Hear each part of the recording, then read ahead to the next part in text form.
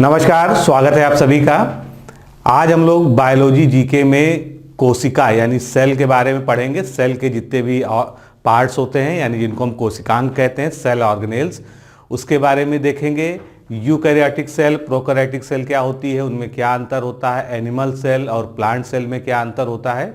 यानी सेल से जो भी क्वेश्चन जिस क्षेत्र से जो है प्रमुखता से आपके परीक्षाओं में पूछे जाते हैं, क्योंकि लगभग हर परीक्षा में पूछे जाते हैं, उसको हम इस वीडियो में कवर करेंगे, फैक्ट के साथ भी और कॉन्सेप्ट के साथ में भी। तो चलिए स्टार्ट करते हैं।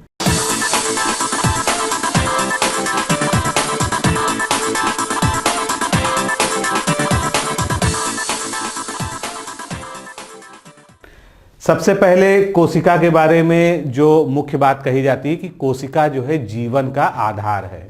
तो जीवन की सबसे छोटी कार्यात्मक एवं संरचनात्मक यानी functional and structural unit of the body या लाइफ। कोशिका शब्द जो है सर्वप्रथम इसका प्रयोग जो है रॉबर्ट हुक, जो कि अंग्रेज बायोलॉजिस्ट थे, उनके द्वारा 1665 में किया गया था। अब अगर कोशिका को देखें तो सबसे बड़ी, सबसे छोटी, इस तरह के भी क्वेश्चन पूछे जाते हैं। तो सबसे पहले बात करते हैं कि सबसे छोटी सेल कौन सी होती है। तो सबसे छोटी सेल जो है माइकोप्लाज्मा को माना जाता है। सबसे बड़ी जो है शुतुरमुर्ग का अंडा यानी ऑस्ट्रिच एग। और अगर लेंथ में बात करें तो सबसे लंबी कोशिका कौन सी होती है, तंत्रिका तंत्र यानी हमारे नर्वस सिस्टम या नर्वस सेल्स जो होती हैं, ये सबसे लंबी सेल्स होती हैं। तो ये तीनों ही क्वेश्चन विभिन्न एग्जाम में पूछे जा सके हैं। अब कोशिका की खोज जो है हमने देख लिया कि 1665 में रॉबर्ट हुक के द्वारा की गई थी, लेकिन इन्होंने जो कोशिका खोजी थी वो एक जीवित कोशिका नहीं थी। यानी इन्होंने जो कोशिका को देखा वो एक जीवित कोशिका ना होकर कॉर्क सेल, जो डेड सेल होती है, कॉर्क सेल का जो है इन्होंने ट्रांसवर्स सेक्शन जो है उस समय के माइक्रोस्कोप के नीचे देखा और उसी को इन्होंने सेल का नाम दिया। उसके बाद जो है बात आती है, अब कोशिका जिसका अध्ययन हम लोग करते हैं तो इसका विज्ञान की किस शाखा में अध्ययन किया जाता है। तो कोशिका का जो अध्ययन होता है ये कोशिका विज्ञान या जिसको हम साइटोलॉजी टर्म देते हैं, इसके अंतर्गत जो है इसका अध्ययन किया जाता है। और रॉबर्ट हुक को ही जो है कोशिका विज्ञान या साइटोलॉजी का जनक या फादर ऑफ साइटोलॉजी के नाम से जानते हैं। तो मृत कोशिकाओं की खोज के बाद जीवित कोशिकाओं की खोज हुई। किसने की? 1674 में एंटनी वॉन ल्यूवेनहॉक के द्वारा जो है माइक्रोस्कोप के नीचे पहली बार जो है जीवित कोशिका यानी सजीव कोशिका को देखा गया। आगे चलते हैं। अब कोशिका के विभिन्न कोशिकांग, उनसे संबंधित मत, तो उनके खोजकर्ता कौन है, ये जो है बार बार पूछा जाता है। एक नज़र इस पे डालते हैं। सबसे पहले बात करते हैं न्यूक्लियोलस। न्यूक्लियोलस क्या होता है? केंद्रक यानी न्यूक्लियस के अंदर जो है जो डेंस पोर्शन होता है, जहां पर जो है कहा जाता है कि डीएनए जो है क्रोमैटिन थ्रेड के रूप में जो है पाया जाता है, उसको हम न्यूक्लियोलस कहते हैं। इसकी खोज जो है फेलिक और फोंटाना ने 1774 में की थी। न्यूक्लियस की खोज यानी केंद्रक की खोज रॉबर्ट ब्राउन द्वारा की गई थी।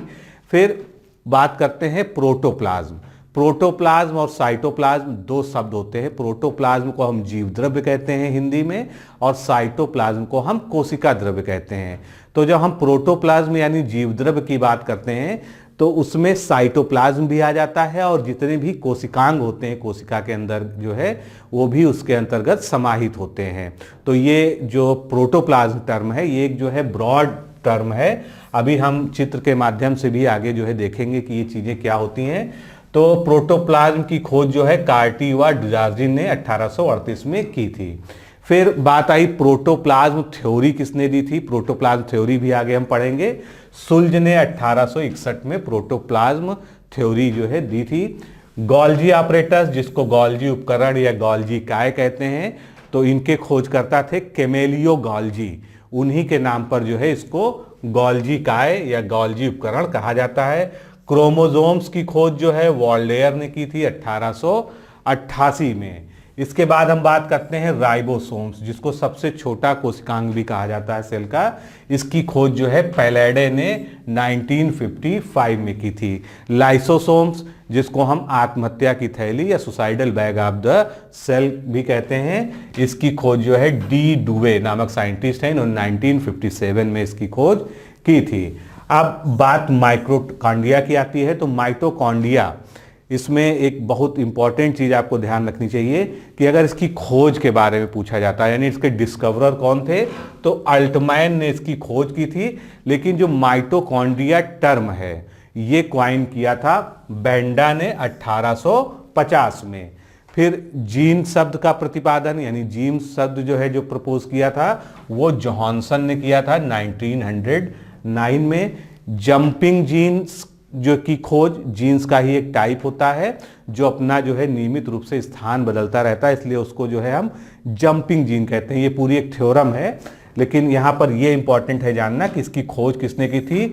मैकलिंटॉफ जो है, इन्होंने जंपिंग जीन्स की खोज की थी।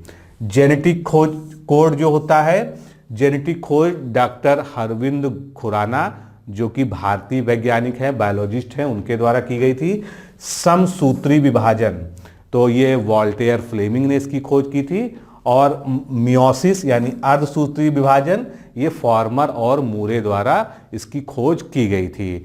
और समसूत्री विभाजन को जो है माइटोसिस नाम से जो है जाना जाता है। तो ये खोजें थी जो पूछी जाती हैं। अब कुछ और इसी से जुड़े हुए फैक्ट। ल्यूवेनहॉक ने जो खोज की थी वो थी जंतु कोशिका, यानी उन्होंने सबसे पहले जो है जो सेल देखी थी उसको एनिमल सेल थी वो।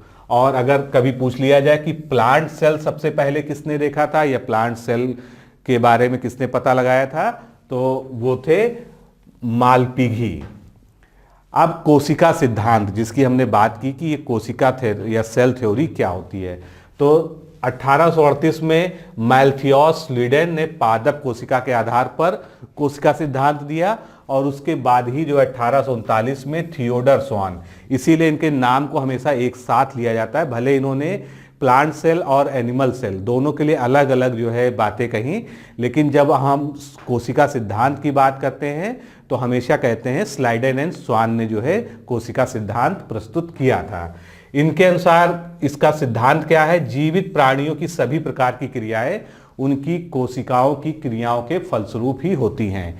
यानी चूंकि कोशिका जो है मूल बेस है हमारी जीवन का जो है, तो फंडामेंटल यूनिट कहते हैं हम उसको। तो जो भी क्रियाएं कोशिका में होती हैं उसी कारण जो है हमारी जीवित शरीर की जो है सारी क्रियाएं संपन्न होती हैं। 1955 में विर्चॉव ने जो है ओमनिस सेल्यूए ए सेल्यूआ नामक एक सिद्धांत दिया। इसके अनुसार कोशिकाएं पहले से ही उपस्थित कोशिकाओं से बनती हैं, यानी जो नई सेल्स बनती हैं वो कहीं अलग से जो है जन्म नहीं लेती हैं, जो पेरेंट सेल्स होती हैं उन्हीं से जो है नई सेल्स जो है बनती हैं। 1831 में डिमोटियर ने जो है शैवाल में यानी एल्गी में कोशिका विभाजन की खोज की। तो ये इस तरह के जो है रेयर पॉइंट्स हैं, कभी एग्जाम में पूछे जा सकते हैं अगर जो है क्वेश्चन को टफ बनाया गया। 1835 में वॉन मोहॉल ने जंतु कोशिका में विभाजन की खोज की, यानी सेल डिवीजन जो है शैवाल में, एल्गी में, जो कि एक प्लांट सेल मानी जाती है। तो शैवाल में जो है डिमोटियर ने और वॉन मोहॉल ने जो है एनिमल सेल में जो है पहली बार जो है सेल डिवीजन की खोज की। इसके बाद 1880 में फ्लेमिंग ने बताया कि कोशिका विभाजन दो क्रमिक पीढ़ियों की कोशिकाओं को आपस में जोड़ता है और उनके बीच जो है एक कंटिन्यूटी बनाता है, यानी एक जो मदर सेल होती है उसी से डॉटर सेल्स बनती है और ये जो है एक कॉन्टिन्यूअस प्रक्रिया है, एक चेन की तरह एक के बाद एक संपन्न होती है। जब हमारे युग्मक यानी गैमीट्स बनते हैं तो कोशिकाओं में मियोसिस होता है, इसको थोड़ा और डिटेल में हम आगे देखेंगे। यानी जो गैमीट्स का फॉर्मेशन होता है, अगर जो है मान लीजिए हम मनुष्य की बात करें तो स्पर्म और ओवम जो इनका निर्माण होगा उसके दौरान कौन सी प्रक्रिया होगी, अर्धसूत्री विभाजन या मियोसिस होगी। और जो हमारी सोमैटिक सेल्स, मान लीजिए हाथ पैर की कोशिकाएं हैं, इनमें जो ग्रोथ हो रही है वो समसूत्री विभाजन से यानी माइटोसिस से हो रही है। तो यही इनका जो है मतलब था। अब कोशिका सिद्धांत का प्रतिपादन हमने देख लिया कि स्लाइडेन एंड स्वान ने 1838-39 में किया था। अब जो कोशिकाएं हैं इनको संरचना की दृष्टि से, उत्पत्ति की दृष्टि से जो है हम दो बड़े भागों में बांटते हैं। कौन कौन से? एक को हम कहते हैं प्रोकैरियोटिक सेल, आद्य कोशिकाएं, या इनको हम प्रिमिटिव सेल भी कह सकते हैं कि जो है पुराने तरह की कोशिकाएं। और यूकैरियोटिक कोशिकाएं जिनको हम नवीन कोशिकाएं या पूर्ण विकसित वेल डेवलप्ड कोशिकाएं कह सकते हैं। अब इनमें जो है क्या डिफरेंस होता है इसको चित्र के माध्यम से भी देखेंगे। तो ये एक बैक्टीरिया का डायग्राम है आपके सामने जो है, जो विकिपीडिया से लिया गया है। तो बैक्टीरिया का डायग्राम है, ये बहुत ही सरल कोशिका होती है जिसको हम प्रोकैरियोटिक सेल के नाम से जानते हैं। इसमें जो है बहुत सारे जो विकसित कोशिकांग होते हैं, सेल ऑर्गेनेल्स होते हैं, वो नहीं पाए जाते हैं। सिंपल तरीके की प्लाज्मा मेम्ब्रेन होता है। इसमें कोई भी केंद्रक जो है नहीं पाया जाता है, उसकी जगह सीधे सीधे जो है इसमें डीएनए जो है वो भी न्यूक्लियाइड फॉर्म में होता है। फिर इसकी आउटर लेयर पे चलते हैं तो सबसे अंदर की तरफ सेल वॉल पाई जाती है, और सेल वॉल ही जो है प्लांट सेल, जो बैक्टीरिया को हम प्लांट सेल में डिवाइड करते हैं वो इसीलिए करते हैं क्योंकि इसमें सेल वॉल होती है। फिर इसके बाहर का आवरण जो है कैप्सूल होता है। इनकी जो मेम्ब्रेन है उनमें जो है इस तरह से जो है कुछ इनर ग्रोथ्स होती हैं, इनको मीजोसोम्स कहते हैं। ये गोल गोल जो नीले रंग से आप देख सकते हैं ये राइबोसोम्स हैं, और ये प्रिमिटिव टाइप आप राइबोसोम्स हैं क्योंकि प्रोकैरियोटिक सेल्स में जो है 70S टाइप ऑफ राइबोसोम पाया जाता है। फिर साइटोप्लाज्म जिसको हम कोशिका द्रव्य कहते हैं, और बैक्टीरिया में जो स्पेशल फीचर होता है इसमें एक फ्लैजेलम पाया जाता है जिससे जो है इसका मूवमेंट हो पाता है। तो ये एक जो है हमने प्रोकैरियोटिक सेल का जो है चित्र देखा। अब प्रोकैरियोटिक सेल और यूकैरियोटिक सेल, इसमें प्रायः अंतर पूछा जाता है तो इसको हम ध्यान से समझते हैं।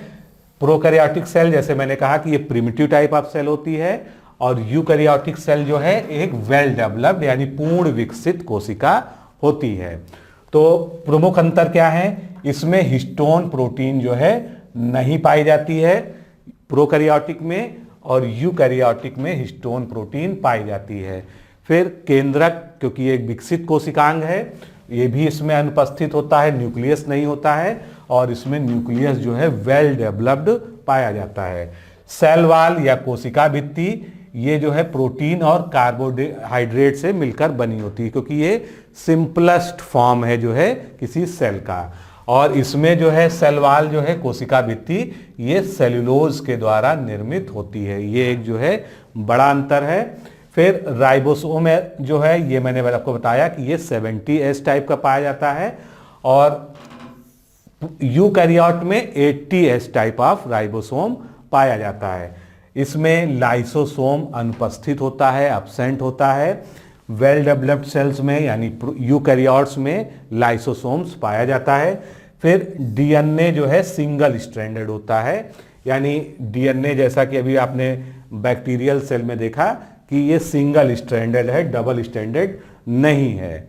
और इसमें जो है डीएनए डबल स्ट्रैंडेड होता है, जैसा कि आपने जो है डीएनए का जो मॉडल देखा होगा इस तरह से जो है, तो वो डबल स्टैंडर्ड वाला जो है डीएनए इसमें पाया जाता है वेल डेवलप्ड सेल्स में।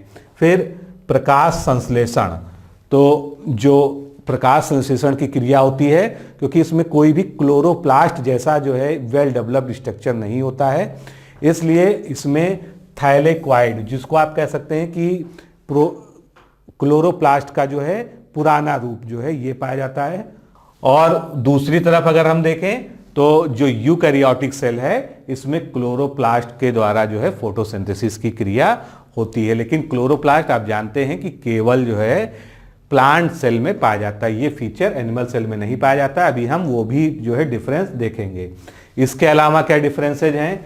गाल्जी बॉडी, केंद्रक के चारों ओर झिल्ली जिसको जो है न्यूक्लियर मेम्ब्रेन कहते हैं, सेंट्रियोल्स और माइटोकॉन्ड्रिया, ये सभी जो है प्रोकैरियोटिक सेल में नहीं पाया जाता है। वहीं पर पूर्ण विकसित यानी यूकैरियोटिक सेल्स में गोल्जी बॉडी, केंद्रक झिल्ली, सेंट्रियोल और माइटोकॉन्ड्रिया ये सभी जो है पाया जाता है। तो अब मैं आप समझता हूं कि जो है आप स्पष्ट रूप से जो है ये अंतर समझ पाए होंगे।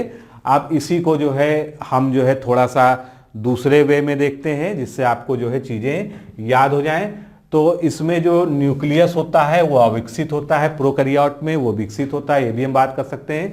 ये प्रिमिटिव सेल्स हैं। साइटोप्लाज्म पूर्ण कोशिका में फैला रहता है, यानी जो कोशिका द्रव्य है ये पूरे कोशिका में फैला रहता है, जबकि इधर क्या होता है, सेल और सेल मेम्ब्रेन के बीच ही जो है साइटोप्लाज्म होता है।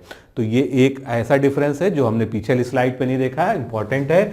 फिर न्यूक्लियर मेम्ब्रेन तथा न्यूक्लियोलस, ये दोनों ही चीजें इसमें नहीं होती हैं, क्योंकि वास्तव में न्यूक्लियस जैसी कोई संरचना जो है इसमें नहीं होती है। इसमें न्यूक्लियर मेम्ब्रेन भी होती है और न्यूक्लियोलस यानी केंद्रिका भी होती है। डीएनए जो होता है इसमें हिस्टोन प्रोटीन नहीं होती है, हमने पढ़ लिया। गाल्जी body, endoplasmic reticulum, chloroplast, mitochondria, ये सभी अनुपस्थित होते हैं।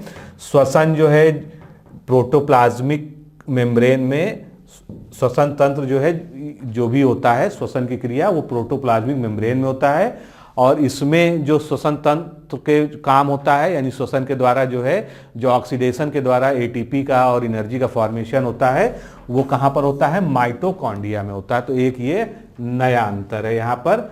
फिर प्रकाश संश्लेषण थायलाक्वाइड जैसी एक संरचना होती है, विशेषकर उसको हम कह सकते हैं कि क्रोमेटोफोर, जो एक प्रिमिटिव टाइप ऑफ जो है क्लोरोप्लास्ट है, और यहाँ पर जो है पूर्ण विकसित क्लोरोप्लास्ट पाया जाता है यूकैरियोट में। अब एक बड़ा अंतर हम और देखेंगे यहाँ पर, जो इसमें फ्लैजिला भी, जिसको मैंने बैक्टीरिया में आपको दिखाया, इसमें जो है जो फाइब्रिल्स होते हैं वो 9.9+2 अरेंजमेंट में नहीं होते हैं, जबकि इधर जो है 9+2 अरेंजमेंट में होते हैं। अब ये 9+2 अरेंजमेंट क्या है, ये बहुत ज़्यादा डीप में अगर हम जाएंगे तो माइक्रोस्कोपिक उसका ही डायग्राम आपको दिखाना पड़ेगा। इसमें वैक्यूल्स नहीं होती हैं, वहाँ वैक्यूल्स पाई जाती हैं। लाइसोसोम्स नहीं होता है, इसमें मियोसिस नहीं होता है। एक प्रमुख अंतर और क्या है कि इसमें जो है मियोसिस नहीं होता है और इसमें जो है मियोसिस होता है। फिर कोशिका भित्ति या सेल मेम्ब्रेन जो है इसमें पतली होती है और इसमें कोशिका भित्ति जो है मोटी होती है और सेलुलोज की बनी होती है। अब आगे चलते हैं हम, तो ये आपके सामने एक वेल डेवलप्ड यूकैरियोटिक सेल है जो कि एक प्लांट सेल है, क्योंकि प्लांट सेल में ज़्यादा ऑर्गन्स होते हैं, इसीलिए जो है जब कोशिका की बात आती है तो उसके एग्जाम्पल में आपको प्लांट सेल ही ज़्यादा दिखाया जाता है।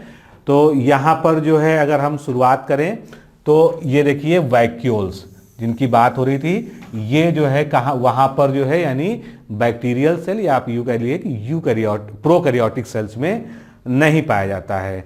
फिर सबसे बाहर क्या होता है, सेल वॉल होती है, उसके अंदर जो है सेल मेम्ब्रेन होती है, जहाँ पर सेल वॉल खत्म होती है और वो, अब ये सेल वॉल और सेल मेम्ब्रेन के बीच में आप ये देख रहे होंगे एक ये धागे नुमा संरचना है, इसको हम क्या कहते हैं, प्लाज्मोडेस्मेटा कहते हैं। इसी के थ्रू जो है जो भी बाहर से अंदर मटेरियल का जो है आदान प्रदान होता है वो प्लाज्मोडेस्मेटा के थ्रू होता है। माइक्रोट्यूब्यूल्स जो है इस तरह की संरचनाएं जो है छड़ाकार इसमें पाई जाती हैं। फिर केंद्रक के चारों तरफ जो है न्यूक्लियर मेम्ब्रेन पाया जाता है, उसके अंदर जो है न्यूक्लियोप्लाज्म पाया जाता है, ये जो इसके अंदर द्रव्य है, और सबसे अंदर जो है ये केंद्रिका है यानी न्यूक्लियोलस जो है जिसको हम केंद्रिका कहते हैं। फिर माइटोकॉन्ड्रिया, इस तरह की स्ट्रक्चर्स होते हैं और ये जो है पाए जाते हैं इसमें। राइबोसोम्स जो है इसमें फ्रीली भी जो है पाए जाते हैं, साथ में जो है ये जो एंडोप्लाज्मिक रेटिकुलम है इस पे चिपके हुए भी होते हैं।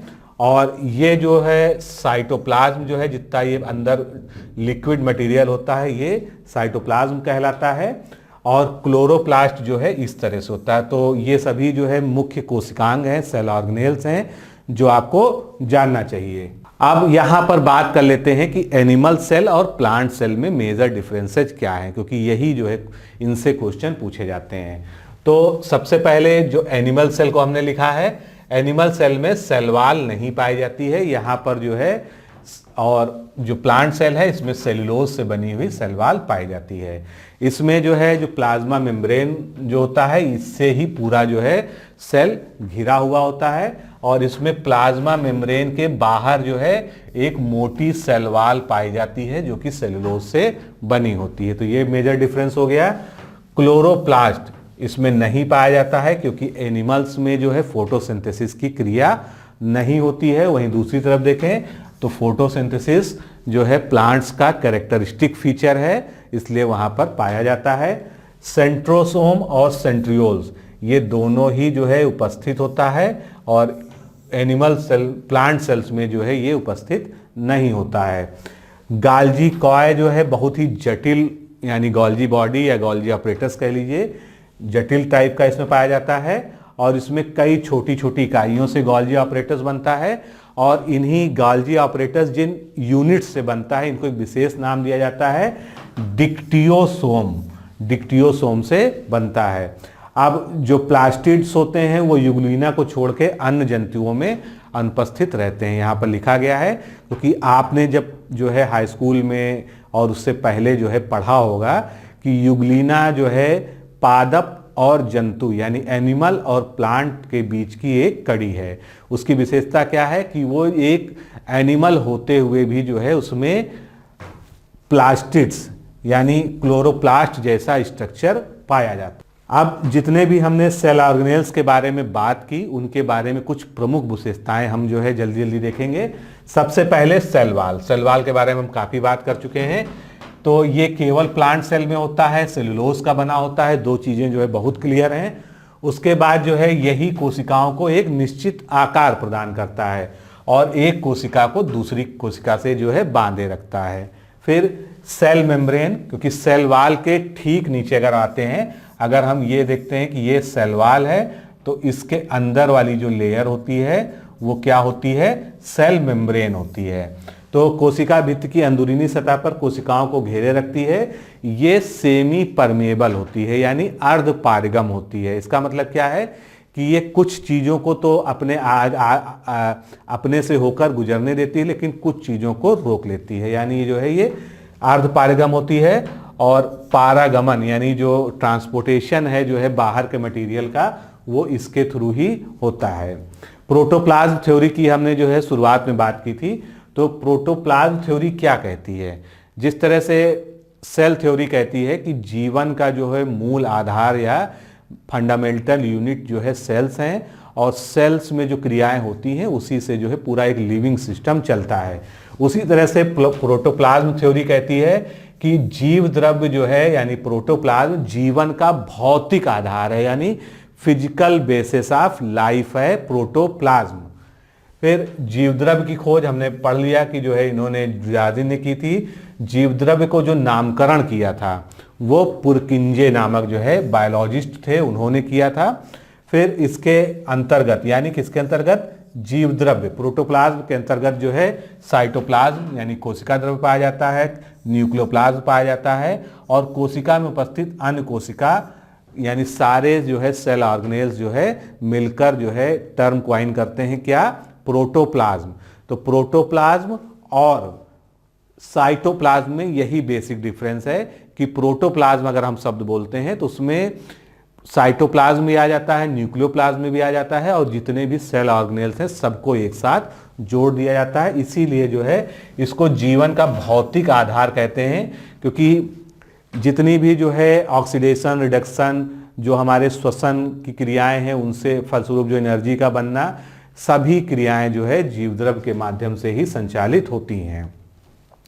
अगला प्रमुख जो है सेल ऑर्गेनेल कौन सा है, माइटोकॉन्ड्रिया। तो माइटोकॉन्ड्रिया को हम क्या कहते हैं, power house of the cell. क्यों? क्योंकि यहीं पर जो है ऑक्सीडेशन के माध्यम से रिस्पायरेशन के प्रोसीजर में एनर्जी प्रोड्यूस होती है, एटीपी का निर्माण होता है। इसकी खोज अल्टमैन ने 1886 में की थी। बेंडा ने इसको नाम दिया था माइटोकॉन्ड्रिया का और इसका कार्य क्या है, ऊर्जा युक्त कार्बनिक पदार्थों का ऑक्सीकरण ऑक्सीडेशन करना और इसमें डीएनए पाया जाता है। ये पूछा जा चुका है कई बार कि किन कोशिकांगों में पाया जाता है, तो माइटोकॉन्ड्रिया में डीएनए पाया जाता है। इसके अलावा भी कई कोशिकांगों में पाया जाता है, जो हम आगे बात करने जा रहे हैं। तो ऑक्सीडेशन की प्रोसीजर में क्या होता है, एडिनोसिन डाइफॉस्फेट से एडिनोसिन ट्राइफॉस्फेट यानी एटीपी का निर्माण होता है। आगे चलते हैं, अब हम केंद्रक की बात करते हैं। तो केंद्रक को जो है ब्रेन कहा जाता है या कंट्रोलिंग सेंटर कहा जाता है सेल का, क्योंकि जितनी भी जो है हमारी जेनेटिक प्रोसीजर हैं, क्योंकि डीएनए यहाँ पर केंद्रित होता है, डीएनए यहाँ पर जो है डेंस मटेरियल के रूप में क्रोमैटिन के रूप में इकट्ठा होता है, और वही डीएनए जो है जब सेल डिवीजन होता है उस समय राइबोसोम्स में चेंज हो जाता है। तो इसको जो है सेल का सबसे प्रमुख अंग भी माना जा सकता है। जैसे हमारे शरीर में ब्रेन है जो हमारे पूरी बॉडी को कंट्रोल करता है, इसमें प्रोटीन कंटेंट 85%, आरएनए 10%, डीएनए 5% पाया जाता है, और केंद्रक में उपस्थित द्रव में धागे नुमा क्रोमैटिन पाया जाता है। ये क्रोमैटिन जो है बहुत महत्वपूर्ण है, क्योंकि ये क्रोमैटिन ही जो है यही जो है सारा डीएनए कंटेन करता है। जब सेल डिवीजन यानी कोशिका विभाजन होता है उस समय क्रोमैटिन ही आनुवांशिक सूचनाओं के वाहक गुणसूत्र बन जाते हैं, यानी ये क्रोमोसोम्स में चेंज हो जाते हैं। सभी जातियों में क्रोमोसोम की संख्या निर्भर होती है, यानी एक निश्चित संख्या पाई जाती है। क्रोमोसोम हमेशा एक निश्चित संख्या में एक स्पीसीज में पाए जाते हैं। मनुष्य में 23 जोड़ा यानी 23 पेयर्स पाए जाते हैं। अब 23 जोड़ा किस तरह से होते हैं, 22 + 1 पेयर होता है।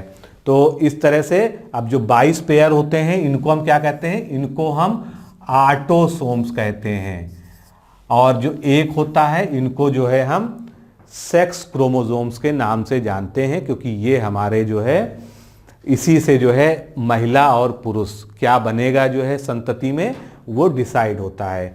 तो ये जो 22 टाइप के पेयर हैं क्रोमोसोम के, ये जो है महिला और पुरुष दोनों में एक समान होते हैं। 23वां जो जोड़ा होता है क्रोमोसोम का, यही डिफरेंस होता है, और जब इन्हीं का जो है गैमीट्स फॉर्मेशन होता है, क्रॉस होता है, उससे जो है बच्चे का जो है जन्म होता है। तो आगे चलते हैं, अब राइबोसोम्स की बात कर लेते हैं। राइबोसोम्स को प्रसिद्ध तौर पे क्या कहा जाता है, प्रोटीन की फैक्ट्री या फैक्ट्री ऑफ प्रोटीन कहा जाता है। इसका क्योंकि इसका प्रमुख कार्य क्या है, प्रोटीन का संश्लेषण। प्रोटीन का संश्लेषण होगा तभी जो है हमारे शरीर में एंजाइम्स बनेंगे, हार्मोन्स बनेंगे, और प्रोटीन जो है बहुत जरूरी है शरीर के लिए। तो ये इसका प्रमुख कार्य हो गया। ये आरएनए से बना होता है, और स्तनधारियों की आरबीसी में राइबोसोम और एंडोप्लाज्मिक रेटिकुलम नहीं पाया जाता है। ये एक अपवाद है, इसको याद रखिएगा। इस तरह के क्वेश्चन प्रायः पूछे जाते हैं। यानी जो मैमल्स होते हैं उनमें उनकी आरबीसी जो होती है, रेड ब्लड कॉर्पस्कल्स, उसमें जो है राइबोसोम्स और एंडोप्लाज्मिक रेटिकुलम दोनों ही नहीं पाए जाते हैं। अभी हमने पीछे बात की थी कि राइबोसोम 2 प्रकार के होते हैं। जो प्रिमिटिव टाइप ऑफ सेल होते हैं उनमें अलग पाया जाता है, उनमें 70S पाया जाता है, और जो यूकैरियोटिक सेल होते हैं, वेल डेवलप्ड सेल होते हैं, उनमें 80 टाइप पाया जाता है, 80S और 70S। तो 70S, अब ये S जो होता है क्या होता है, ये सेडिमेंटेशन कोफिशिएंट होता है, क्योंकि जब 2 यूनिट्स जुड़ती हैं तो थोड़ा सा जो है लॉस हो जाता है। तो 70S कैसे बनता है, अगर 70S राइबोसोम बनना है तो 50 + 30 ये दोनों जुड़ता है, लेकिन इसमें 10 का लॉस हो जाता है, इस तरह से 70S बन जाता है। ठीक इसी तरह से अगर इधर हम बात करें तो इसमें 20 यूनिट्स का लॉस होता है, 60 और 40 जुड़ के जो है 80S राइबोसोम्स बनाते हैं, जो वेल डेवलप्ड यानी विकसित जीवों में पाए जाते हैं। अब राइबोसोम्स पे जो है कुछ और इंपॉर्टेंट चीजें, तो अभी हमने क्रोमैटिन थ्रेड्स की बात की थी, जो कि कहाँ पाए जा रहे थे, न्यूक्लियस के अंदर, न्यूक्लियोलस में। ये एक जाल सदृश संरचना, यानी जो है एक जो है जाल की तरह उसमें पाए जाते हैं, और ये किससे निर्मित होते हैं, न्यूक्लियो प्रोटीन से निर्मित होते हैं। न्यूक्लियो प्रोटीन यानी न्यूक्लिक एसिड प्लस प्रोटीन। कोशिका विभाजन के समय ये धागे एक दूसरे से अलग हो जाते हैं और संकुचित होकर छोटे और मोटे हो जाते हैं। यानी पहले इस तरह से कुछ जो है ये हैप्जर्ड मैनर में एक जाल की तरह होते हैं, लेकिन जब सेल डिवीजन शुरू होता है तो ये एक दूसरे से अलग होने लगते हैं। ये अलग होने लगते हैं। फिर क्रोमैटिन धागे इस परिवर्तित रूप को गुणसूत्र कहा जाता है। जब ये छोटे और थोड़े से मोटे हो जाते हैं तब जो है हम इनको जो है क्या बोलने लगते हैं गुणसूत्र या क्रोमोसोम कहने लगते हैं। अब गुणसूत्र जो है जो मूलतः क्रोमैटिन धागे होते हैं, न्यूक्लिक अम्ल और क्षारीय प्रोटीन हिस्टोन से बना होता है। लेकिन यहाँ पर ध्यान रखिएगा जो ये हिस्टोन प्रोटीन है डीएनए में, ये कहाँ नहीं पाई जाती है, प्रोकैरियोटिक सेल में नहीं पाई जाती है।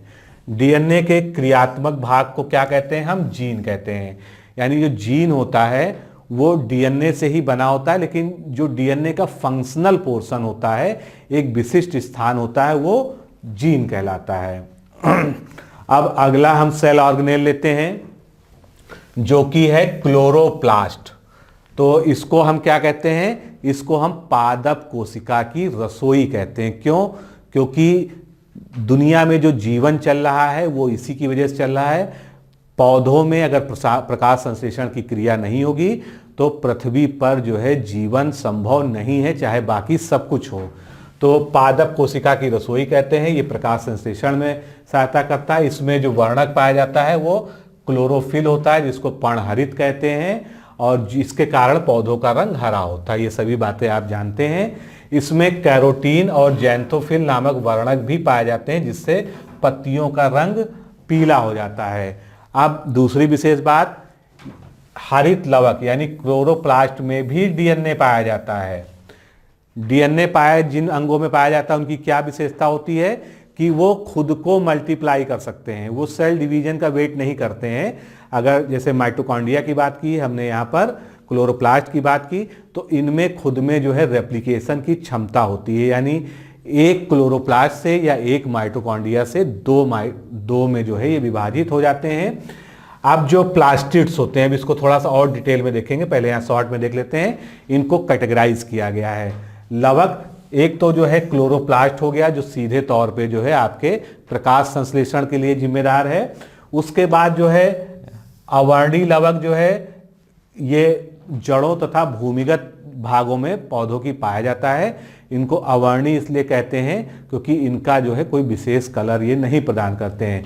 वर्णी लवक जो है यानी जो कलरफुल प्लास्टिड्स होते हैं, इनको रंगीन लवक होते हैं, और खासकर लाल, पीले, नारंगी और जैसा जो है पौधे का भाग होता है जो उसको कलर देते हैं वो यही देते हैं। अब इनमें भी क्वेश्चन पूछा जाता है, टमाटर में कौन सा पाया जाता है, लाइकोपीन पाया जाता है। गाजर में कैरोटीन पाया जाता है।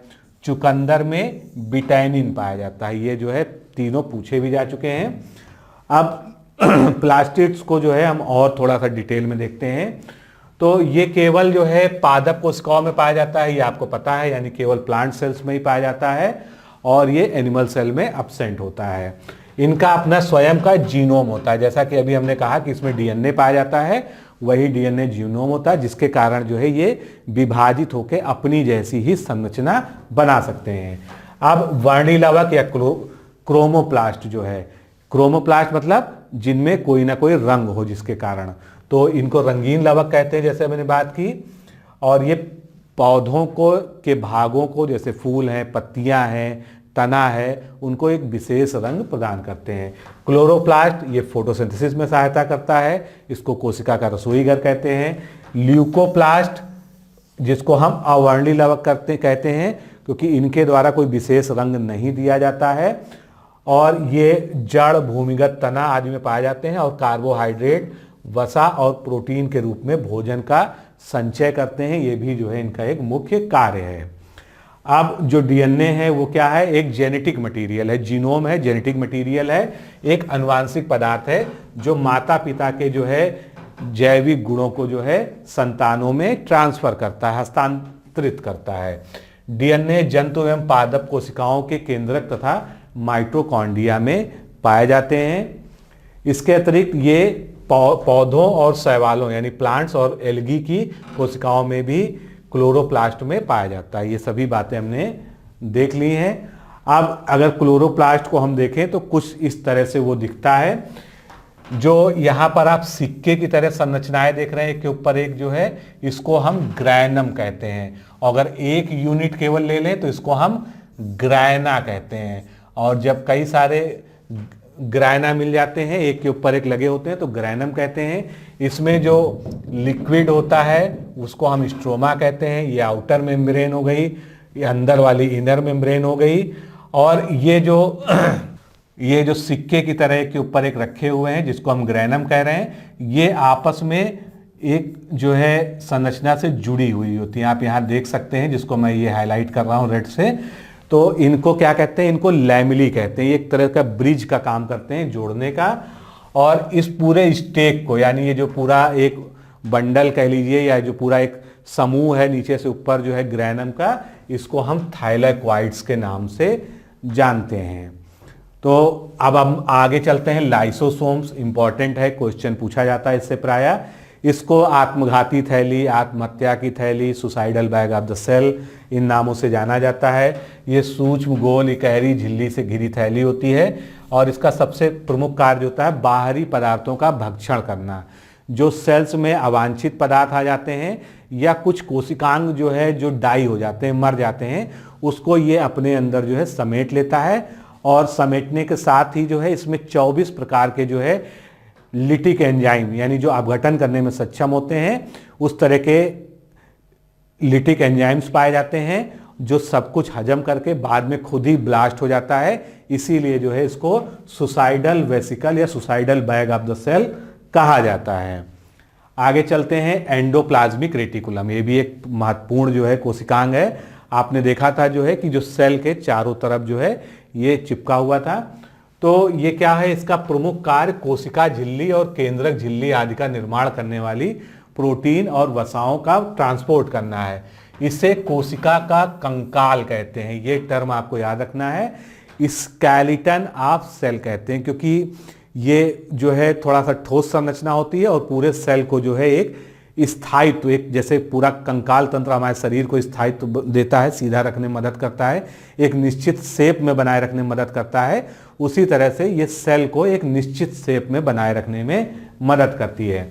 इसके कुछ भागों पर किनारे किनारे राइबोसोम्स लगे रहते हैं और ये राइबोसोम्स जो के आधार पर जो है 2 प्रकार के होते हैं। अगर राइबोसोम्स लगे हैं, राइबोसोम्स नहीं लगे हैं, उसके आधार पर एंडोप्लाज्मिक रेटिकुलम 2 प्रकार के होते हैं। पहला रुच्छ, इसको इंग्लिश में ही जानिए, रफ एंडोप्लाज्मिक रेटिकुलम, यानी जो रफ है, रफ का मतलब उसके ऊपर जो है राइबोसोम्स चिपके हुए हैं, इसलिए वो छूने में रफ है। आप इस तरह से याद रखिए। और दूसरा स्मूथ एंडोप्लाज्मिक रेटिकुलम, इसमें जो है राइबोसोम नहीं पाए जाते, इसलिए इसकी जो सरफेस होती है वो स्मूथ होती है और इनका जो काम होता है वो लिपिड्स का सिक्रीशन करना होता है। ये पॉइंट याद रखिएगा, बहुत इंपॉर्टेंट है कि स्मूथ एंडोप्लाज्मिक रेटिकुलम जो है लिपिड्स का सिक्रीशन करते हैं। आगे चलते हैं। अब जो हमने पूरी कोशिका देखी उसका जो है क्या कंपोजिशन होता है केमिकल लेवल पर अगर हम बात करें, तो सबसे पहले जो है लगभग 81% तो इसमें जो है इनऑर्गेनिक सब्सटेंस पाया जाता है, यानी इसमें वाटर और इनऑर्गेनिक साल्ट्स मिलाकर 80% तो वाटर ही होता है, 1% जो है इनऑर्गेनिक सॉल्ट होता है। उसके बाद जो आपका बचा लगभग 19%, ये जो है ऑर्गेनिक मटेरियल होता है। इसमें कार्बोहाइड्रेट 1%, लिपिड्स 0.5%, प्रोटीन 12% लगभग, न्यूक्लिक एसिड लगभग 2% और अदर ऑर्गेनिक सब्सटेंस लगभग 0.5%। तो ये जो है इसका जो है एक टिपिकल सेल का जो है जो स्टैंडर्ड माना जाता है वो है, थोड़ा सा इसमें वेरिएशन जो है सेल टू सेल हो सकता है। अब जो है अगर एक मैमेलियन सेल को जो है ड्राई मास के आधार पर, यानी उसमें से पानी निकाल दिया जाए, केवल हम ड्राई सूखे हुए मास की बात करें, तो उसके आधार पर सबसे ज़्यादा जो है एक मैमेलियन सेल में प्रोटीन पाई जाएगी जो 60% होगी। उसके अलावा मिसलेनियस मेटाबोलाइट्स जो है ये 10%, न्यूक्लिक एसिड लगभग 5%, इनऑर्गेनिक आयंस 3%, ग्लाइकेंस 6% और लिपिड्स 16% जो है। ये जो है क्या है, ये शुष्क भार के आधार पर है, जब उसमें कोई भी वाटर कंटेंट नहीं पाया जा रहा है और अन्य चीज नहीं पाई जा रही, और ये क्या है, एक मैमेलियन सेल का है। अब कुछ और जो है इंपॉर्टेंट फैक्ट जो आपके एग्जाम में सीधे पूछे जा सकते हैं, ऑफियोग्लॉसम रेटिकुलम, ये क्या है? एक फर्न है। फर्न क्या होता है? एक जो है प्लांट होता है, इसमें सर्वाधिक संख्या में क्रोमोसोम पाए जाते हैं। कितने? 630 पेयर जो है इसमें क्रोमोसोम्स पाए जाते हैं, जो अभी तक का हाईएस्ट रिकॉर्डेड क्रोमोसोम का नंबर है। सबसे छोटा सेल ऑर्गेनेल हमारे सेल में कौन सा होता है? राइबोसोम होता है। सबसे बड़े कोशिकांग, ये इसी सीक्वेंस में पूछा जा चुका है, तो न्यूक्लियस, उसके बाद क्लोरोप्लास्ट, उसके बाद माइटोकॉन्ड्रिया, ये क्रम जो है इसका है। फिर नर्वस सिस्टम की जो सेल है यानी नर्वस सेल, इसकी आयु सबसे ज़्यादा होती है, यानी सबसे ज़्यादा समय तक जीवित रहने वाली ये कोशिका है। और बोन सेल्स जो है, इनकी आयु जो है 15 से 20 वर्ष होती है, लेकिन जो है तंत्रिका तंत्र की कोशिकाओं से ये कम होती है। आगे देखते हैं। अब हम सबसे आखिरी में आ गए हैं, कहाँ पर? कोशिका विभाजन, क्योंकि कोशिका विभाजन भी एक महत्वपूर्ण पहलू है कोशिका से संबंधित। तो विर्चाउ ने 1855 में सबसे पहले सेल डिवीजन को देखा था। सेल डिवीजन 3 प्रकार का होता है। सबसे पहले असूत्री विभाजन, यानी जो है इसको हम एमाइटोसिस के नाम से जाते हैं, और ये अविकसित कोशिकाओं में, यानी किस तरह की कोशिकाओं में? प्रोकैरियोटिक कोशिकाओं में पाया जाता है, जैसे कि bacteria, blue green algae, east, amoeba, इसमें जो है पाया जाता है। इसमें कोई भी जो है ऑर्गेनेल्स का डिवीजन नहीं होता है, डीएनए का डिवीजन नहीं होता, केंद्रक का डिवीजन नहीं होता है। केवल क्या होता है, अगर आप एक उदाहरण लें कि ये एक सेल है प्रिमिटिव टाइप जो है, मान लीजिए, और उसके बाद क्या होगा, इससे जो है सिंपली जो है इसमें फोल्डिंग्स स्टार्ट हो जाएंगी, और 1 से 2 बन गई, 2 से 4 बन गई, तो बहुत ही सिंपलेस्ट फॉर्म में जो है डिवीजन होता है। फिर समसूत्री विभाजन, यहाँ सूत्र का मतलब क्या है? गुणसूत्र से समझिए इसको जो है। तो इसके खोजकर्ता जो है वॉल्टेयर फ्लेमिंग थे, जिन्होंने 1879 में इसकी खोज की थी। और इसका जो विभाजन होता है वो हमारी सोमैटिक सेल्स में होती हैं। हमारे पूरे शरीर के सेल्स को अगर इस तरह से बांटा जाए तो 2 तरह की होती है। सोमैटिक सेल्स, यानी जो हमारी जनन कोशिकाएं हैं, गोनैड्स हैं, या जिनको हम गैमीट्स कहते हैं, उसके अलावा जो भी सेल्स हैं वो सभी क्या है? सोमैटिक सेल्स हैं, दैहिक जो है कोशिकाएं हैं। तो ये केवल जो है सोमैटिक सेल्स में पाई जाती हैं, जहां पर केवल डिवीजन होना होता है, वहां पर कोई भी गैमीट या स्पर्म, ओवम ये सब नहीं बनना होता है। तो एक कोशिका से 2 कोशिका का निर्माण होता है, जिनसे गुणसूत्रों की संख्या समान रहती है। मान लीजिए जो है 22 गुणसूत्र थे, और ये एक सेल है, तो इसमें जब डिवीजन हुआ तो इस सेल में भी 22 ही रहेंगे, और दूसरी सेल में भी 22 रहेंगे, और एक से हमेशा जो है 2 ही कोशिकाएं बनेंगी, 4 नहीं बनेंगी। 4 किस में बनेंगी? मियोसिस में बनेंगी। और इसकी सबसे छोटी अवस्था एनाफेज होती है, जो कि एक बार पूछा जा चुका है, इसलिए इसको लिख लीजिएगा, याद कर लीजिएगा कि माइटोसिस की जो है सबसे छोटी फेज जो है एनाफेज होती है। एनाफेज, मेजाफेज, टीलोफेज, कई सारी होती हैं, अब उतने डिटेल में हम यहाँ पर नहीं जाने वाले हैं। अब हम बात करते हैं अर्धसूत्री विभाजन की। तो ये किस लिए होता है? हमारी जो है जनन कोशिकाओं को बनाने के लिए होता है, यानी स्पर्म का फॉर्मेशन और ओवम का फॉर्मेशन, अगर हम जो है ह्यूमन बीइंग की बात करें। तो इसके खोजकर्ता वीजमैन थे। इसका विस्तृत अध्ययन जो स्ट्रासबर्गर ने किया, और ये केवल जो है रिप्रोडक्टिव सेल्स में होता है। इसमें एक सेल से 4 सेल बनती हैं। सबसे बड़ी विशेषता याद रखिएगा कि अगर वही उदाहरण हम लेते हैं, यहाँ कितने क्रोमोसोम है हमारे पास? 22 क्रोमोसोम हैं। तो क्या होगा? एक सेल से 4 सेल बनेंगी, और चारों में क्रोमोसोम का नंबर हाफ हो जाएगा, यानी 11 इसमें, 11 इसमें, 11 इसमें, 11 इसमें। तो ये क्या बन गए? स्पर्म और ओवन बन गए। फिर क्या होता है मनुष्य में? जनन की क्रिया होती है, रिप्रोडक्शन की, फर्टिलाइजेशन होता है। फर्टिलाइजेशन होता है तो क्या होता है? मान लीजिए जो है ये सेल क्या है? ये स्पर्म है, और ये क्या है? ये फीमेल सेल है, ओवम है। तो इनमें कितना कितना क्रोमोसोम रह गया है? 11 और 11। अभी हम उसी एग्जाम्पल पे चल रहे हैं। 22 से 4 सेल बनी थी, चारों सेल में 4 सेल बनने के बाद उनमें जो है क्रोमोसोम्स का नंबर हाफ हो गया था, यानी सभी में 11-11 हो गई थी। तो हमारे पास एक जो मेल सेल है उसमें 11 है, एक फीमेल सेल जिसको हम ओवम कहते हैं तो उसमें 11 है। फिर इनका फ्यूजन होता है जिसको हम फर्टिलाइजेशन कहते हैं। फर्टिलाइजेशन के बाद एक सेल बन जाती है, स्पर्म ओवन में जो है मिल जाता है, और इस तरह से ये 11 और ये 11, ये कितने हो गए? 22 हो गए। यानी जो हमारा क्रोमोसोम का नंबर था वो फिर से फर्टिलाइजेशन के बाद जब बच्चे का जन्म होता है उसमें 22 हो जाएगा, यानी उतना ही हो जाएगा, गैमीट्स का दुगना हो जाएगा और जिस पेरेंटल सेल जो बने थे उतने के बराबर हो जाएगा। तो यही बेसिक अंतर है माइटोसिस और मियासिस में। माइटोसिस में कभी भी क्रोमोसोम का नंबर हाफ नहीं होता है, एक सेल से मात्र 2 सेल बनती हैं। मियोसिस में क्रोमोसोम का नंबर हाफ हो जाता है, एक सेल से 4 सेल बनती हैं। बस आपको ये याद रखना है, तो आप कभी भूलेंगे नहीं। तो दोस्तों ये लेक्चर कैसा लगा आपको, आप जो है कमेंट करके बताइएगा, और आप कितना इंटरेस्ट ले रहे हैं इस वीडियो पे ये डिपेंड करेगा कि बायोलॉजी को मैं जो है आगे किस कंटिन्यू करूं या ना करूं। तो कमेंट में ज़रूर बताइएगा, और इस तरह के लेक्चर आपको आगे भी मिलेंगे। नमस्कार, धन्यवाद।